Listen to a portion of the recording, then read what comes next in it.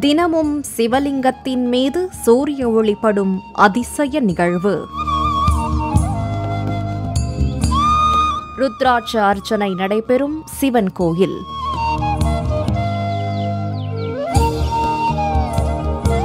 இறைவன் அருள் புரிந்தால் மட்டுமே செல்ல முடியும் கோயில். பொதுவாக நம் வாழ்வில் துன்பம் நீங்க வேண்டியும் மன அமைதி கிடைக்கவும் கோயிலுக்கு செல்வது வழக்கம். ஆனால் வித்தியாசமாக ஒரு கோயிலில் இறைவன் நினைத்தால் மட்டுமே நாம் அக்கோயிலுக்குள் செல்ல முடியுமாம்.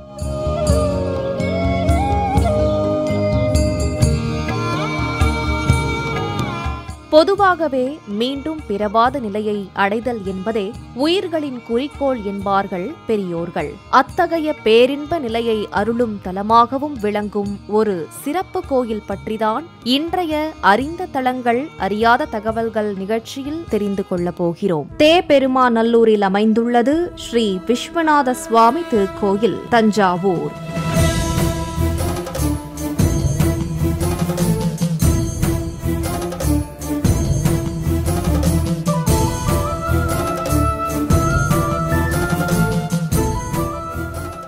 தஞ்சாவூர் மாவட்டம் கும்பகோணத்திலிருந்து 6 கிலோமீட்டர் தொலைவில் தேபெருமாநல்லூரில் அமைந்துள்ளது ஸ்ரீ விஸ்வநாத சுவாமி திருக்கோயில். இத்திருக்கோயில்தான் இவ்வளவு பெருமைகளுக்கு சொந்தமான கோயில். புராண கால தொடர்புடைய இக்கோயிலில் வேதாந்த நாயகி உடனாகிய ஸ்ரீ விஸ்வநாத சுவாமி அருள் புரிகிறார். இத்தலத்தின் கற்பகிரகம் தேன் கலந்த சுண்ணாம்பால் உருவாக்கப்பட்டது என்று சொல்கிறார்கள். இத்தலம் வந்து வழிபடுபவர்களுக்கு மோட்சம் நிச்சயம் என்றும் கூறப்படுகிறது. குறிப்பாக இறைவனுடைய அருள் இருந்தால் மட்டுமே இத்தலம் வர முடியுமாம். இத்தலத்தில் அருள் புரியும் ஞான விநாயகர் சற்று வித்தியாசமாக மனித கண்கள், மனித நகங்கள், இடுப்பு மற்றும் கழுத்தில் மண்டை ஓட்டுடன் காட்சி தருகிறார்.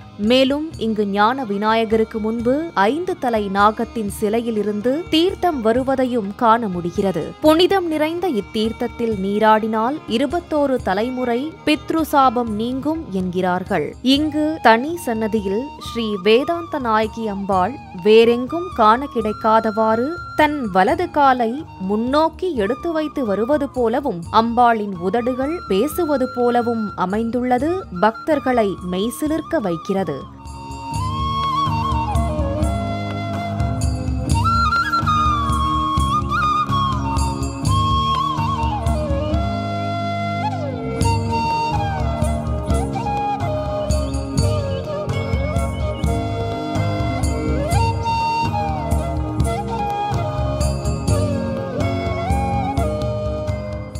அதேபோல அம்பாள் சன்னதி அருகிலேயே சாந்த பைரவரும் மகா பைரவரும் ஒரே சன்னதியில் 2 பைரவர்கள் காட்சியளிப்பது தனி சிறப்பாக போற்றப்படுகிறது. இத்தலத்தில் காக்கை வாகனத்தில் சனி பகவான் மேற்கு திசை நோக்கி காட்சியளிக்கிறார். சனி தோஷம் உள்ளவர்கள் இந்த சனி பகவானை வணங்கினால் சனி பகவானின் தோஷத்திலிருந்து நிவர்த்தி பெறுவதற்காக சிவபெருமான் 12 ஜோதிர்லிங்கங்களை ஒன்று சேர இக்கோவிலுக்குள் வரவழைத்தாராம். அவர்களில் ஒருவரான காசி விஸ்வநாதர் இக்கோவிலின் உள்ளேயே நிரந்தரமாக தங்கிவிட்டதாக சொல்லப்படுகிறது. ஜோதிர்லிங்கங்களில் ஒன்றை நாம் வழிபட்டோம் என்றாலே நமது பாவங்கள் அனைத்தும் மறைந்துவிடும். அதிலும் 12 ஜோதிர்லிங்கங்களும் இந்த இடத்தில் தோன்றி அருள் புரிந்தமையால் இக்கோவிலுக்குள் 7 ஜென்மமும் எவ்வித பாவங்களும் செய்யாதவர்கள் மற்றும் மறுபிறவி இல்லாதவர்களும் மட்டும்தான் உள்ளே நுழைய முடியும் என்கிறார்கள். மேலும் இத்தல இறைவனுக்கு விசேஷமான அர்ச்சனையான ருத்ராட்ச அர்ச்சனை நடைபெறுகிறது.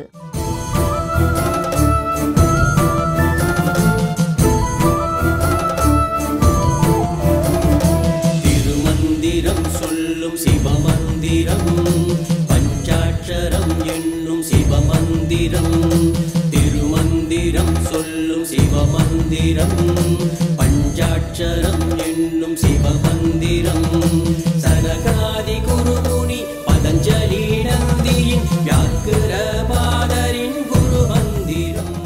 அது மட்டுமின்றி சூரிய பகவான் தினமும் தன் ஒளிக்கதிர்களை சிவபெருமான் மீது படரவிட்டு வழிபட்ட பின்னர்தான் காலை 7 மணி அளவில் கோயில் நடை திறக்கப்படுகிறதாம்.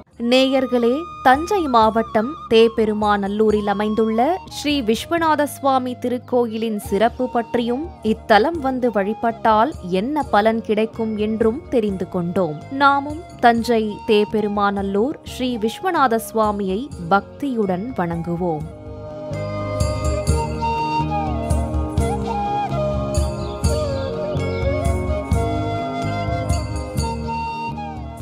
தேப்பெருமாநல்லூரில் அமைந்துள்ளது ஸ்ரீ விஸ்வநாத சுவாமி திருக்கோயில், தஞ்சாவூர்.